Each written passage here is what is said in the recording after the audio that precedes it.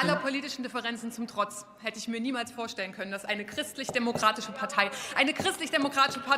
diesen Dammbruch vollzieht und mit Rechtsextremen paktiert. Das ist es, was sie tun.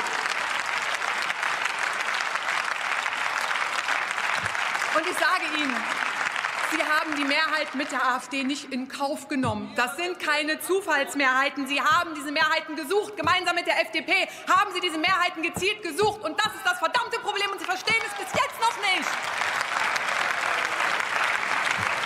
Und das nur 2 Tage, nachdem wir hier der Befreiung von Auschwitz gedacht haben, 2 Tage, nachdem wir den Ermordeten und Gequälten gedacht haben, arbeiten Sie mit denen zusammen, die genau diese Ideologie jetzt weitertragen.